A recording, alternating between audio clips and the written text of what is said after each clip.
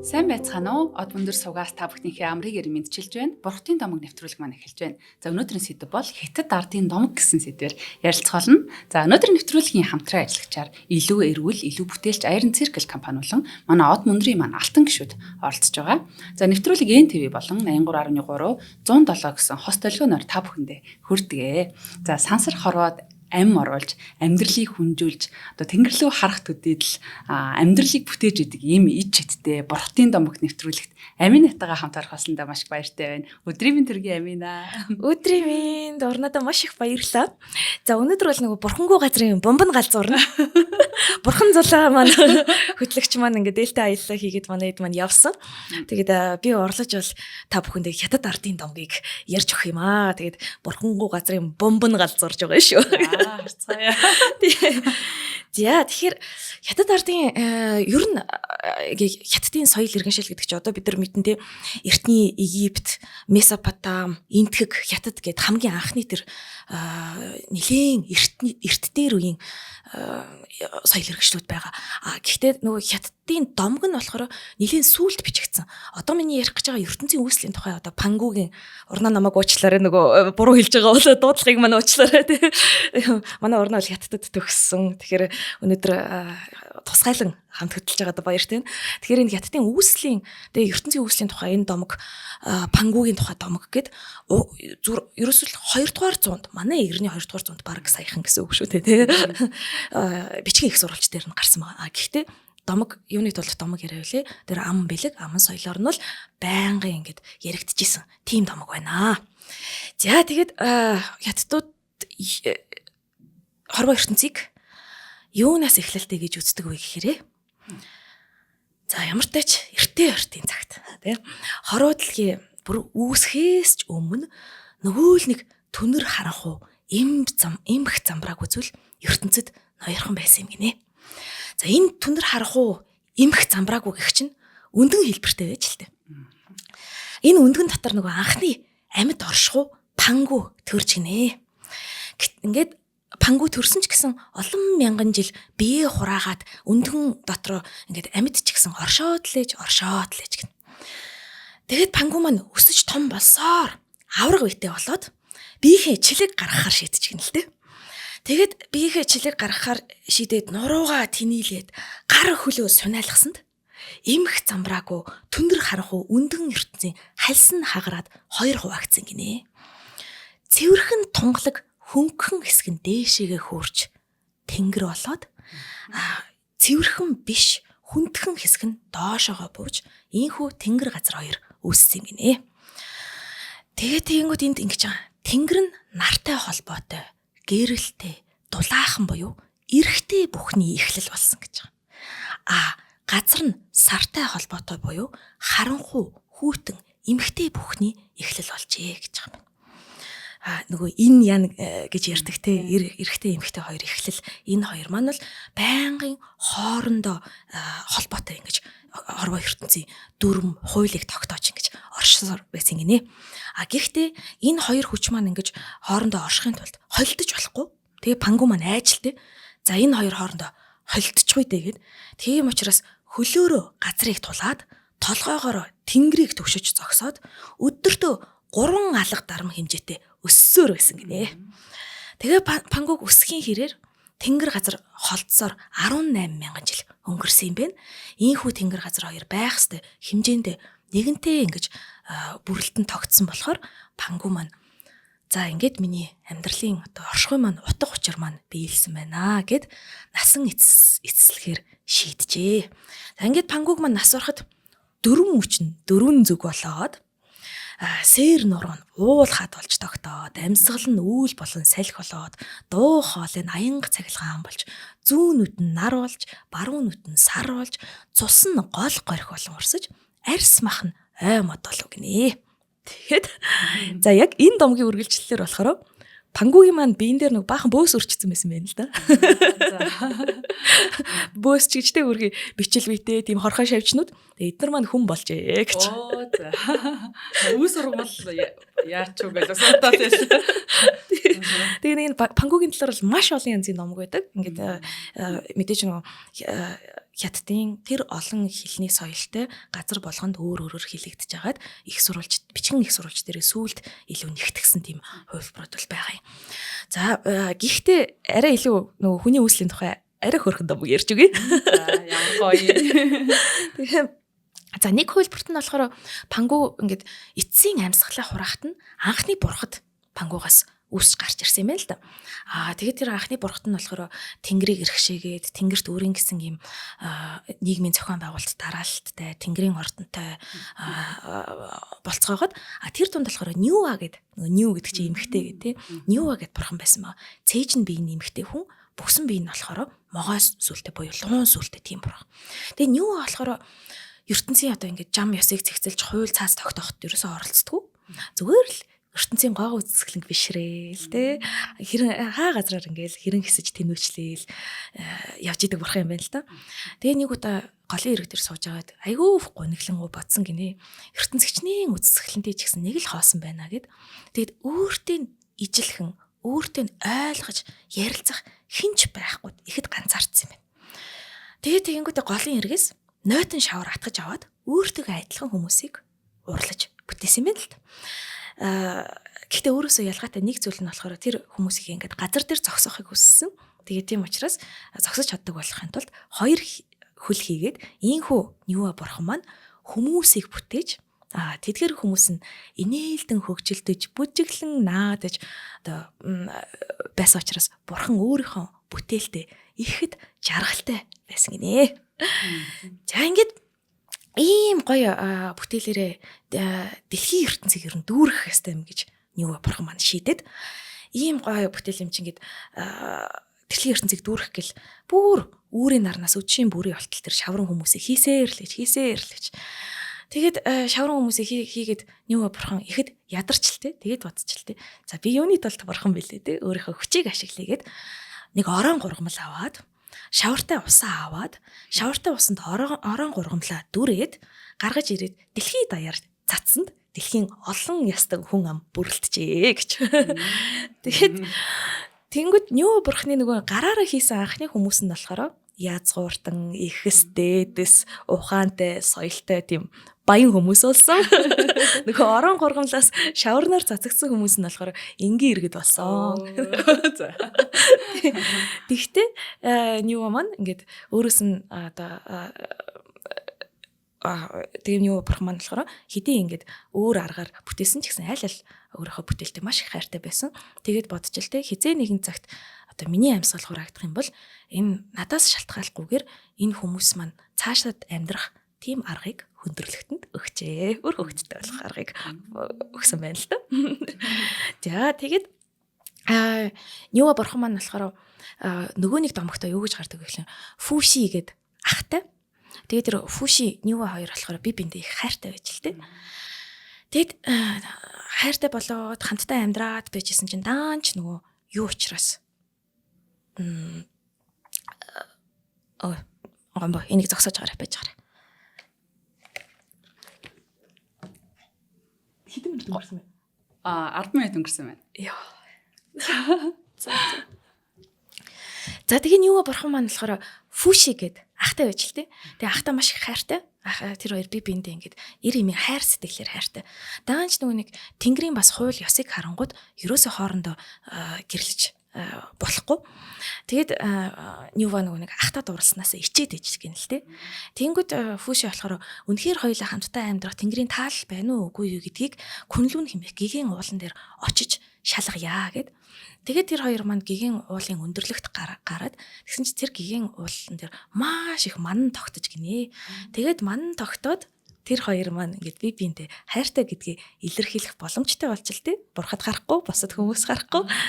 Тэгэнгүүт тэглээч гэсэн Ньюа бурхан ичээд байсан учраас одоо навчаар дэвүр ороож хийгээд нүүрнийхээ урд барьсан юм байна. Тэгээ нөгөө хятадд хорим хийхдээ эмэгтэй нь дэвүр уртаа барьдаг нь болохоор энэ домогтой холбоотой юм байна. За. Ер нь бол яг хятад улс нөгөө бусад дэлхийн одоо бас том гүрнүчиг тэгж нөгөө дэлхийн үүслийн талаарх домог ер нь бол цөөхөн байдаг юм лээ. Тэгээ сая ярьсан хоёр домог их гоё юм. Тэгээд нөгөө хятад ч нөгөө 56 улс үндэстэнтэй улс гинэ. Тийм болохоор нөгөө жижиг хан улсын Одоо үлгэр домог болон цөөнхийн үлгэр домог гэж байдаг. Тэгээд нөгөө нэг жоо ам дамжиж явж байгаа юм болохоор нөгөө өөр юм шүүлнэ гэдэг шиг тий. Нутгийнхаараа ингээд жоохон бас өөр болоо явдаг. Бас тийм төвхтэй юм билэ. Тэг яг нөгөө домог гэдэг чинь болохоор одоо сүслэхийн тулд сүсэлдгүү гэдэг шиг домог гэдэг нэг домог ярихын тулд домог ярьдаггүй гэх юм уу нэг оршин тогтнохын тулд өгүүлж буй гэх юм уу одоо нэг учир шалтгааныг тайлбарлах нэг хэрэг гараад байна шүү дээ тий тайлбарыг мэдэхгүйгээ сууж явах нэг өөр тайлбарлсан хүний улс үндэстний нэг өөртөө итгэх итгэл нь бас нэг өөр байна уу да одоо тухайн үед шинжлэх ухаан үүсээгүй үед гэх юм уу баг байх үед тий ер нь домог зүүн сэтгэлгээ чинь ертөнцийг таних гэж байгаа тэр шинжлэх ухаан, философи, урлаг, утга зохиол бүх зүйлийн ийм нийлбэр сэтгэлгээ. Ерөөсөө нөгөө тухайн үед одоо бид нар ингээд дандаа бүх юмыг шинжлэх ухаан тусдаа гэж сэтгэхэд байгаа болохоос биш. Яг тэр домог зүүн сэтгэл зүй болохоор нөгөө ялангуяа дорны домогт болохоор хүн өөрийгөө ийм одоо энэ ертөнц байгаа. ертөнцөөс тусдаа би ертөнцийг харж ийн гэж ингэж салгаж авч үзэхгүйгээр ертөнцийн нэгэн хэсэг гэж авч үзэж байгаа юм л та. Тэгэхээр энийг яг нэг домгийн сэтгэлгээ буюу хорвоо ертөнц болон би ч одоо хорвоо ертөнцийн хумхайн тоос юм шүү гэж нэгэн одоо нэгдмэл шинж чанараар авч үзэж байгаа тийм нэгдмэл сэтгэлгээ гэх юм уу. За хоёулаа хамтран ажиллаж танилцуулаад өргөжлүүлье. За өнөөдрийн нэвтрүүлгийн маань хамтран ажиллагч Iron Circle гэдэг компани маань оролцож байна. Тэгээ илүү эрүүл, илүү бүтээлч гэсэн урайтай энэ компани маань өнөөдрийн явах нэвтрүүлгийн боломж болцоог олгож өгсөнд бас танаа хамт олон их баярлалаа. Тэгэхээр одоо тавилгын хавтан гэдэг зүйл маш ингэж чухал үүрэгтэй байдаг. Тэгэхээр манайхан бол нөгөө E1 E-тэг гэсэн юм стандартын тавилгыг бол маш олон жил ингэж одоо мөрдөж гэх юм уу барьж одоо тэр хавтанг бол авдаг байсан бол өнөөдөр энэ ENF гэдэг одоо стандартын ийм цоо шин хамгийн сүүлийн үеийн ийм хавтанг худалдаалж байгаа юм байна. Тэгэхээр одоо энэ формалдегид гэдэг маш их аюултай бодис байгаа юм л да. Одоо шат хамтгай, эрүүл мэндэд хортой, астантай хүний шинж тэмдгийг нэмэгдүүлдэг. Ялангуяа энэ хүүхэд багчуудад бол мэдээж нөгөө хүүхэд учраас та илүү хортой байдаг. За нэмэх нь одоо энэ хамар хоолын өвчлөл үүсгдэг хорт авдрыг ч гэсэн одоо дэмжих юм магадaltaй ийм хортой байж байдаг. Хүн ер нь одоо 7 тийм формалдыг уух юм бол ер нь шууд өхлийн хортой тийм аюултай юм байхгүй юу. За тэгэхээр одоо яг ийм бодис агуулсан хавтангууд гадуур ер нь маш их зарагддаг. Тэр нь одоо үнэртэж барьдаг юм уу. Тэрийг бас хүмүүс ингээ сайн мэдэхгүй. Үүнийг шалгадаг бол одоо тэр агаарчуулагч одоо айл гэрүүдэд ингээ зарж байгаа агаар шүүгч мөвчөнд тийм товч агиох байдаг байхгүй юу. Нүс хэрүүлгэн дээр нь байдаг ч юм уу. Ер нь ингээд тэрийг ингээ шалгаж явах ер нь ёстой байдаг. Стандартыг даах ёсгүй яагаад гэвэл мэдээж эрүүл мэндэд хортой учраас тэгэхээр та бүхэн маань бас хавтаа авахдаа үнийг бас маш сайн санаад анхаарад тэ хайртай дотны гэр бүлээр амьдарч байгаа газраа бас эрүүл байх хэрэгтэй байгаад байна шүү дээ. Тэгээд зөвхөн одоо эрүүлэхээс гадна юм бат бөх майт гадаргуу бүхий сайн чанарын юм өнгөлгөөтэй өндөр даралт температурын нөлөөгөөр бэхжүүлэлтэнд бол энэ хавтангийн хэлбэрчдийн хувьд бол маш тогтвортой бат бөх завсан суурьд цавуу ашиглан барьцалтуулдаг тул бусад ижил төрлийн хавтангаас ус чигэнд илүү тэсвэртэй мөн одоо элдв үнэргүй гэдгээрээ энэ одоо хамгийн сүүлийн үеийн хавтан бол маш давуу талтай зүгээр эрүүл хасаа гадна харахад ч гоё байгаад тахна. Тэгээ манай гэрт бас юм агаарч үлгэж байдаг байхгүй. Тэрийг асахаар би сая найзандаа очиод би яг найзандаа тэр агаарч үлгчийг бас нөгөө бэлгэлж байсан байхгүй. Тэгээ тэрийг очиж асаан чи манай найзад шууд улаан гэрэл асаж илээ. Манайхт болохоор яг дунд зэргийн хортой заахтаа заадаг ногоон гэрэл насж илээ. Бас өөр илээ. Би тэгээд найздаа наа чин формалдгийг танаа гэрт байна шүү өнтер гэж ярьсан. Маа найзыг ойлгосон хэсгийг сайн мэдчихгүй. Тэгээд за ямар за хортой байна гэж ойлголт өгсөн. Тэгэхээр та бүхэн маань бас боломжтой бол тэрийг шалгаарай. Ер нь энэ ч гэсэн мэдчихэж байгаагүй хэзээ ч сонсож байгаагүй мэдээлэл шүү. Маш чухал шүү дээ. Тийм. Тэгэхээр ямар ч тач байсан одоо шин тавилга мавилга авахтаа манайхан энэ ENF гэдэг стандартыг сайн анхаарад хаанаас авах хайгийг би одоо хэлж өгье. Баянгол дүүргийн 26 дугаар хороо Уранган офисын 404 тоотод худалдаалагдж байгаа юм байна. Тэгээд та бүхэн манаас яг биеэрээ очиод харж үзэх юм бол энэ Уранган худалдааны төвийн формор шоурумд очиод үзэх боломжтой. Холбогдох хугацны дугаар нь 99-ээс 2087 9988 9921 гэсэн утсуудаар холбогдох боломжтой. Веб хаяг нь www.formor.cgmn гэж байгаа юм байна шүү. Тэгээ та бүхэндээ эрүүлэг хийх хүсэн ерөөё. Маш их баярлалаа. За би урнаага өнөөдөр цогтой хөдөлж бүр хүлээлгэн хөдөлсөний учир нь болохоор гоё одоо сонирхолтой тийм үлгэр домгоос нь хуваалцаач гэж хүсмээр байна. Би харин сая яг нэг домог харжаад сууж илаа. Ловын нүдгээд за Нэгэн уулын ангирт алга дарамж газаргүй ядуу тариачин цуй амьдрын суудаг байжээ. Тэрээр айлын аяг тавга тоо шанагдсаж ам зогоодог нэгэн байж гэн. Нэгэн удаа цуй айлын тоогоод сар гарч явахдаа цам дээрээс жижигхэн өчиг хэмжээний луугийн зулцэг олоод багц зэвсгээ хийдэг сагсандаа хийгээд явжээ. Өдөр бүр цуй лууг хооллож, лууч ус томорсоор эхлээд сагсандаа багтахаа болж дараа нь ядуу тариачны жижигхэн сараантч багтахаа болжээ. Тэгээд цуй хэлж гэн. Луу минь ээ, би чинь ядуу хүн. Харин чи өсөж том боллоо. Би чамайг цаашд хоолж чадахгүй тул хойд уулын агуй даваач тавья гэв. Луу сэтгэл дундуурч зөвшөөрөхөөс аргагүй байдалд хүрв. Бүтэн жил өнгөрч луугийн амьдран суух болсон газар иж идтэй хүн орхоотой ургамал урах болжээ. Нутгийнхан бүгд хүн орхоотын талаар мэдэх боловч луу амьдардаг агууруу хинч ойртож чадахгүй айдаг байв. Үнэт ургамлын тухай мэдсэн хаанд нь тэр ургамлыг авахыг хүсв. Нутгийн засаг даргаас асуувал аимшигт агуун лууг цой өсгснийг мэдээд цойг дуудан хүн орходог олж ирэхгүй бол толгоогч нь аавна хэмээжээ. Аргагүй байдалд орсон цой зоргоо чангалан агууруу явжээ. Холоос өөрийнх нь өсгсөн луу аврах том болсныг нь шууд харж гэн. Ойртож очиод хэлж гэн. Хүндэт луу минь ээ, би чамайг өсгсөндөө намайг одоо авраач, агууд чинь ургасан ич идэд хүн орходог ухаж авахыг зөвшөөрөөч гэв. Луу тэг хэмээн толгой тохив. Цой ургамлын үнцийг ухаж аваад засаг даргаад өгч цаадах нь эзэн хаан дамжуулав. Бүтэн жил өнгөрч их хатны нүд ихэд өвдөх болов.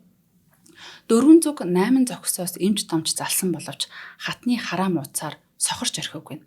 Хэн нэгэн хааны чихэнд ийн хүл шивнэв. Хатны өвчнг лууны нүдээр л эмчилж болно. Өвчтэй нүдээ лууны нүдээр өргөл хамаг өвчин арилна гэв. Ингээд эзэн хаант нь дахин цуй тариачин дуудуулаад хэлж гин. Луугийн нүдийг олж ирвээс чамайг сайд болгоё. Эс бөгөөс чамайг чиний удмыг бүгдийг нь хүүс тэмдэрх болно хэмээн сүрдүүлжээ. Луугийн нүдийг ухаж авна гэдэг туйлын хэцүү боловч үхлээс айсан цвэ луу дээр очин ингэж хэлж гэн. Эзэн хаан чиний нүдийг авчир гэж тушаалаа. Миний амийг аварч нүдээ өгч хайрл. Би чамайг өсгсөн хүн шүү дээ. Луу үнийг сонсоод тэгдэ хэмээн толгой тохив. Луугийн баруун нүдийг нь ухаж авахд өвдөлтөөсөө болж зүүн нүднээс нь нулимс бөмбөрөн байвгэн. Луугийн нүдтэй болсон эзэн хаан хатныхаа өвчин гимчилж хатанч хараа орсонд эзэн хаантан баярлаж цуйг сайд болгожээ.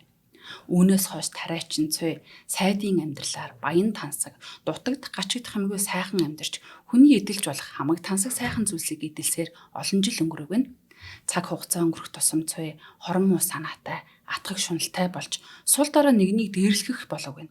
Шуналтаа хөтлөгцөөр луугийн нөгөө нүдийг авчих бол гүмэн баяжиндаа хэмээн бодож луу дээр очин үлдсэн ганц нүдийг нь авахыг гуйжээ. Луу минь би чамайг хоолж чундалж өсгсөн. Тиймээс нөгөө нүдээ бас надад өгөөч гэсэнд луу дуртай дургүй толгой тохивгэн. Атгах шуналт цуй үнэт сүүх тэрэгнээсээ буугаад луугийн нүдийг ухаж авахар очиход луу аврах том амаа ангаан мунхаг өвгөнийг залгиж орхижээ. Йоо, ашгүйдээ. Бүр амар гомдмор нүдийг ухаж аваад тахтай яг үгүй яг ойлгох гэжлээ шүү дээ. Тэгсэн чинь ингэх гээд байсан юм аа. Манай үлгэрт болохоор нэг ядуу хүү явж гад нэг юм мундаг сайхан амьдралтай болоод ордонтой болоод дуустдаг тий. Тэгсэн чинь энэ айгуу гоё ингээд толгойн залгижээ гэдээ босч. Бас өөр байх шүү дээ. Энэ дэр үнэхээр нөгөө хүнийг бас бид нар ярьдаг тий санхүүгийн хараат бос байдалд ингээд очичхороо яг жинхэнэ зан гардаг гэдэг. Тэгэнгүүт ингээд 100 анханасаа ерөөсө шуналтай л хүн байсан байх та тий. Тийм байна тий. Тэгээд бас ёо сая өстө ямар яах болоо гэдэг.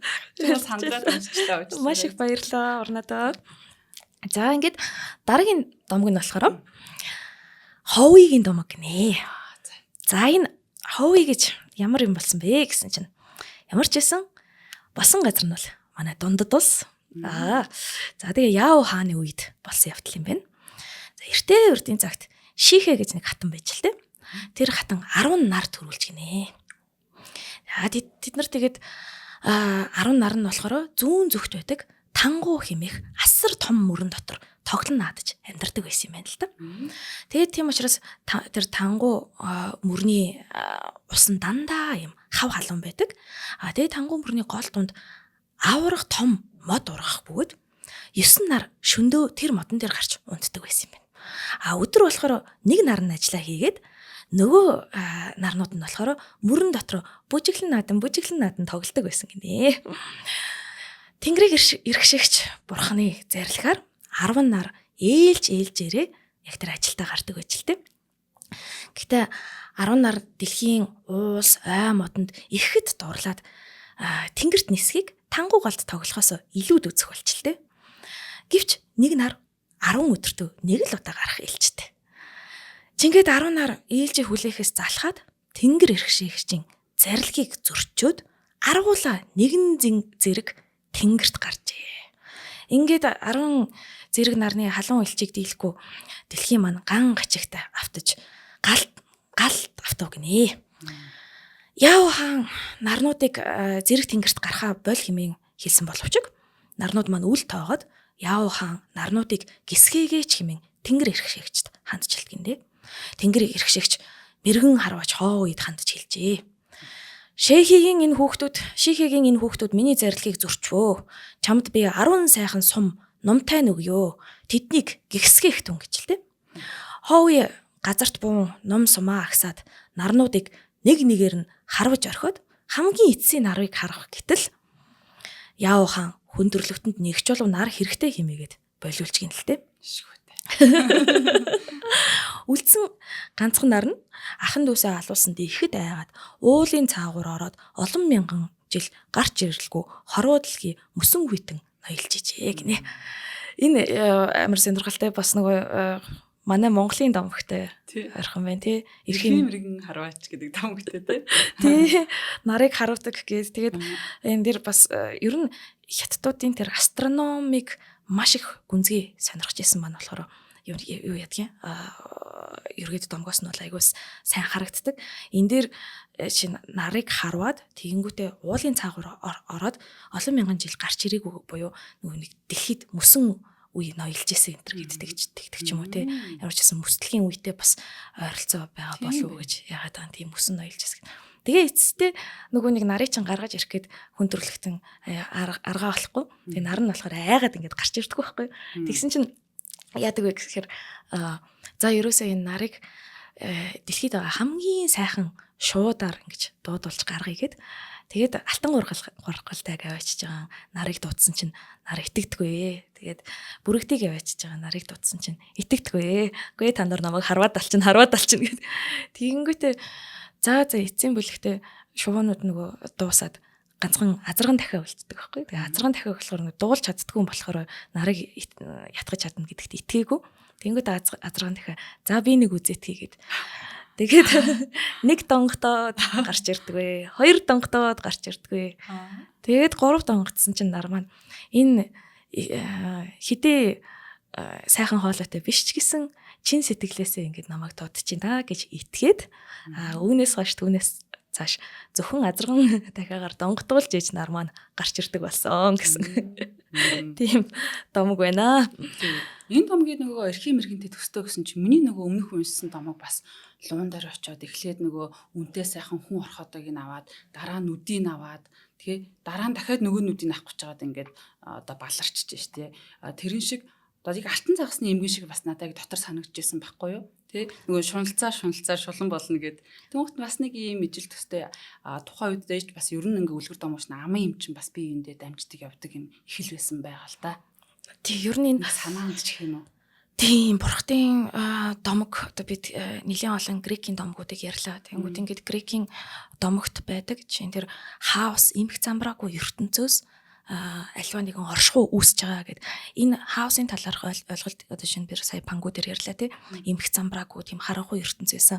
Бид нар яг тэр домгийн хүний сэтгэлгээгээр нэгэнтээ ингээд сэтгэж чадахгүй учраас яг юу хийснийг нь бол бид нар мэдэхгүй.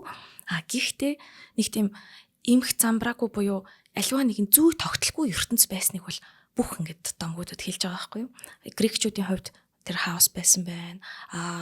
Мөн Египтчүүдийн хувьд бас байсан. Египт ч гэсэн илүү гол мөрөнтэй холбоо тийм усан хаус буюу усан эмх замбраагүй харанхуй зүйл байснаас анхны ингээд хонгор зул цэцэг дэлгэрч тэнчэнээс нар өссөн тухай ч юм уу ингээд домгууд ингээд хоорондоо их огтлцдаг. Тэгэхээр энэ домгийн нөгөө огтлцлуудыг харах юм бол их сонирхолтой. Тэр хоорондын холбоо хамааралгүй. За бичгэн их сурвалж бол хятадын хувьд бол ингээд торгоны замаар дамжаад ийш тийшээ явсан тухай бол бид нар ярьж болно. Гэтэл бичгэн их сурвалжуудад дурддагтаагүй үеийн хоорондоо харилцаа үүсгэх боломжгүй соёл иргэншлүүдэд хүртэл ижлэхэн домог байгаад байдаг тий. За үерийн тухай домгийг бид нар мэдэх бах. За энэ үерийн тухай үйл явдлыг бол Библиэлд хүртэл хэлдэг тий. Библиэлд Ноога хэмэх хүн бурхнаас одоо хүндрэлт нүглийнхаа төлөө шийтгүүлж байгаа гэдгийг ойлгоход усан онгоц бариад амтан болгоноос хосыг авч тэр усан онгоцон дээрээ гарч ам гардаг. Тэгвэл эртний энтгэгт болохоор маануугийн домог гэж байдаг. Маануу болохоор нэг загас барьсан чинь тэр загас нь за чи намайг буцаад тавих юм бол би чамд тус хүргье. Тун утгагүй дэлхий усан үерт автах гэж байна. Энэ усан үерээс сэргийлж чи онгоц бариараа онгоцон дээр хос амтан суулгаарай гэж эртний энтгэгийн домогт байдаг байх жишээ нь тий. Ингээр нөгөө маш олон ийм огтлцлууд явж байгаа юм л та. Тийм учраас бид нар өнөөдөр нөгөө саяны домгуудыг хараад байгаа алтан загасны домогтой ойрхон гэдэг ч юм уу тий. Харин тийм тэгтэл нөгөө Монголд одоо яг үерийн тухай ч юм уу гол устай тийм юм аюу бас цөөхөн байдаг нөгөө нэг газар зүйн байршлаасаас болж байгаа. Тэгэхэд одоо хятад бол жишээлбэл үерийн тухай домог маш их байдаг ч байх жишээ юм уу тий. Тэгүнгт нөгөө цөөнх үндэстнүүд нь болохоор үерийг зайлуулсан юм уу үерээс зогтсон гэж яхад хань үндэстнүүд нь болохоор аюу өөртөө ихтгэлээр үерийг номхотох гэсэн одоо гэж гарч явах жишээний. Тэнгуут ингээд янз бүрийн тухайн үеийн одоо цаг үйл явдлыг тэндээ бас ингээд нэг шингээсэн гэж бас ойлгогдохоор. Тийм тухайн үеийн цаг явдлыг шингээж гин байгаль орчин тий. Өөртөөхөө яг тэр ертөнцийг таних гэсэн тэр хүслүүдийг бас амар юу яаж тий. Тэгээ ер нь хятадын домгийг уншаад философиг нь бас уншаад тэгж явангууд юу яаж байгаа юм л та нэг юм бусад улсыг бодвол тэгтээ нэг шашны сэтгэлгээ нь их тийм прагматик шинж чанартай санагдаад. Прагматик буюу илүү хэрэглээний шинж чанартай. Мэдээж ийм домгийн сэтгэлгээнд байгаа. Тэгтээ нэг хятадын шашныг тайлбарлах юм бол нэг юм үг байдаг байхгүй. Күнзийн сургаалтанг удирдах албанд, бомбын шашинтанг даяанчлалт, буддын шашинтанг өгөхийн өмнө залах гэх. Өөрөөр хэлбэл ингээд күнзийн сургаал болон бомбын шашин гэдэг нь одоо даосизмыг хэлж байгаа. Тэгээ дао гэмэх зам гэсэн утгатай үг. Тэнгүүд энэ күнзийн сургаал бомбын шашин чинь аль нь л нэг манай ер нэмнэх 6 дугаар зууны үед хятадд үсч тархсан байгаа тийм.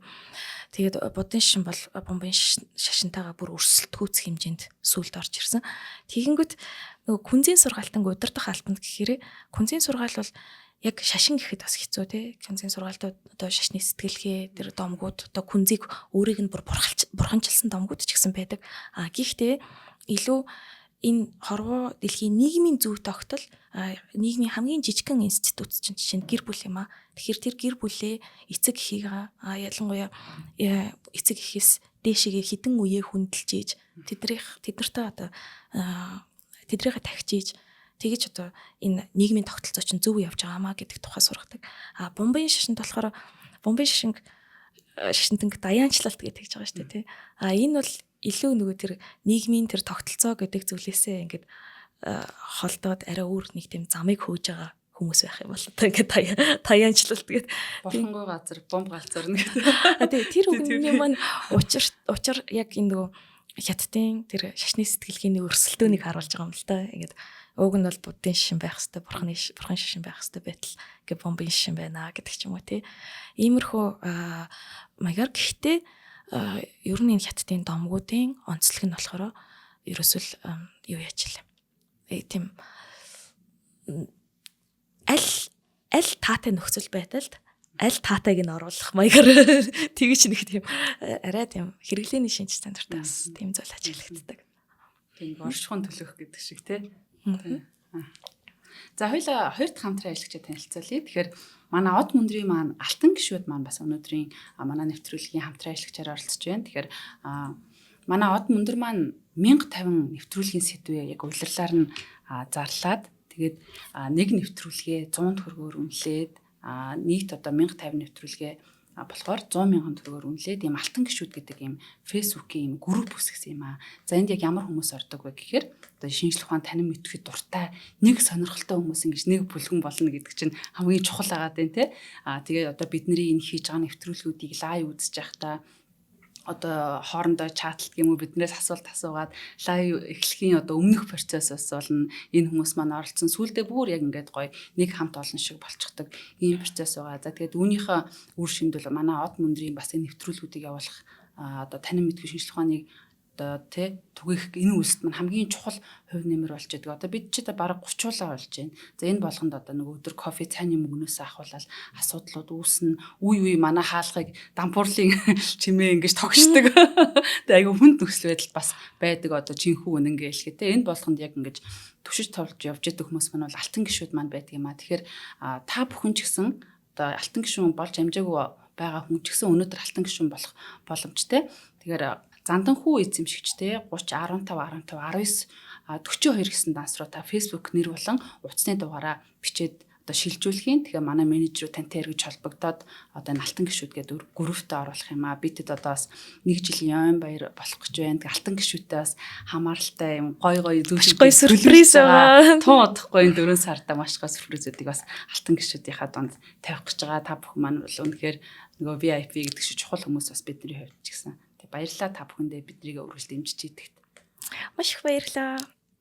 За ингээд эцэст нь хятадын аман зохиолд байдаг бас нэгэн сонирхолтой одоо томгийг богинохон хуваалцъя. Ньюлан гэдэг нэртэй нэгэн үхэрчин байжээ. Тэгээд тэр Ньюлан гэдэг үхэрчин амьдран суудаг байгаад нэг үхэртэй байж л тэ. Тэгээд тэгсэн чинь нэгэн өдөр тэр үхэр нь болохоор юм яриад эхэлжээ. Тэгэнгүүтээ юм ярангуудаа яг үнэндээ би одоо тэнгэр дээрх үхрийн сүнс байгаамаа. Тэгээ хэрвээ чи надад ингээд сайхан хандаад намайг сайхан тийжих юм бол би чамд тус болъё, чамайг эхнэртэй болгож өгье гэдэг хэвгүй. Тэгээд Ньюлан баярлаад тэр үхрээ сайхан тийжээгээ, сайхан хандаад тэгээд нэгэн өдөр үхэр нь хэлж л дээ. За тэнцээ байгаа нэг гол байгаа. Тэр голд ингээд тэнгэрийн дагнас усанд ордог юм аа. Чи дунд нь нуугтаад бай гэд тэрний ард ороод нуугтчих гэдэг. Тэгэхэд манай Ньюлан маань тэнгэрийн дагнас нарын усанд орж байгаа газрын хажууд очиод нуугтчихнэ. Тэгээд нуугдахдаа өхөр нь хэлжилтэй. За одоо чи нэгнийх нь хувцсыг хулгайлчихараа гэд. Тэгээд нэг дагных нь хувцсыг хулгайлчихчихна. За дагнасууд усанд орж дуусаад буцаад нөгөө хувцснуудаа өгсөн чинь нэг тэнгэрийн даг нь болохоор хувцсгуудээ ихэд ичиж гинэ. Яг тэр үед нь Ньюлан нуугдсан газраасаа гарч ирээд твэрэд авчээ.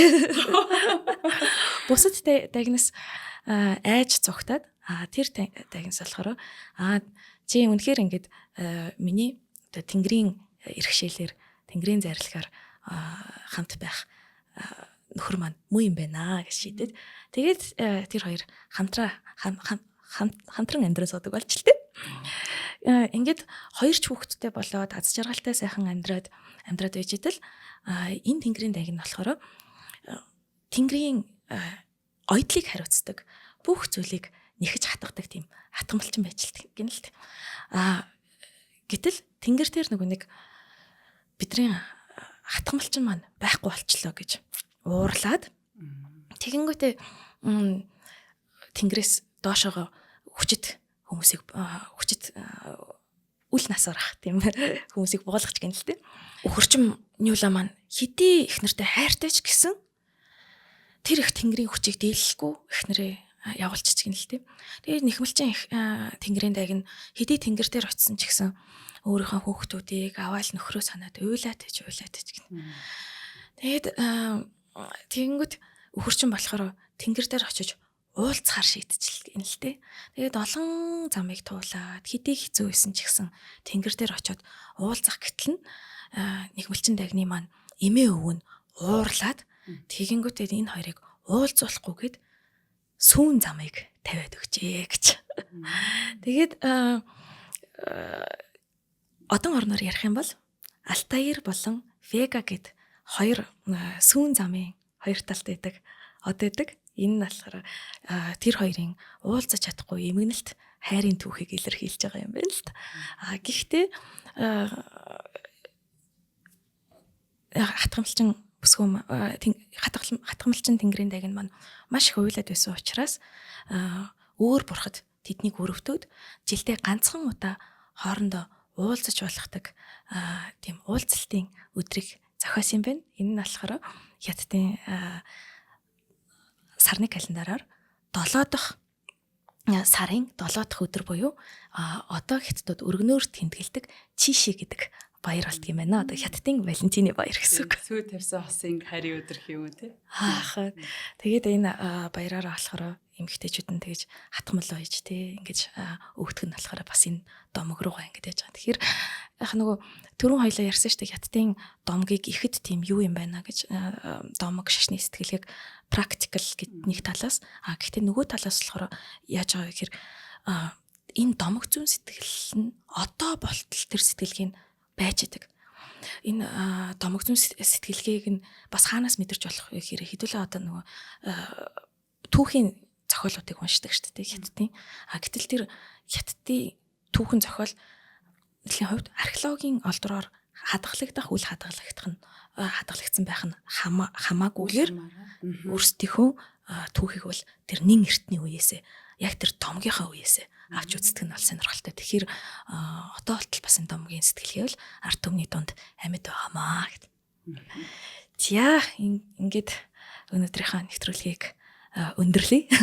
За аминадаа баярлалаа. Тэгээ олон сайхан домгуудыг уншиж өглөө сонирхолтой байлаа. Тэгээд хятад домгуудын бас тэгээ онцлогуд ямар байдаг юм бол гэдгийг бас их сонирхож байлаа. Гоё нэвтрүүлэг боллоо. Амина баярлалаа. Нэвтрүүлгийн хамтран ажиллагчаар илүү эрүүл, илүү бүтээлч Iron Circle компани болон Од мөндрийн маань алтан гишүүд маань оролцлоо. За нэвтрүүлэг NTV болон 83.3 107 гэсэн манай Од мөндрийн маань хост долгионоор та бүхэн төрлөө. Бас ээж аав нь ч юм уу машиныхаа долгионыг тааруулж амжаагүй бол та бүхэн маань 83.3 дээр юм уу 107 дээр аль нэгэн дээр нь тохируулаад өгөөрэй. Тэгээ хамтаа ясан үдийг сонсогч та бүхэндээ их баярлалаа. Дараагийнхаа дугаараар эргэж уулзъя. Маш их баярлалаа.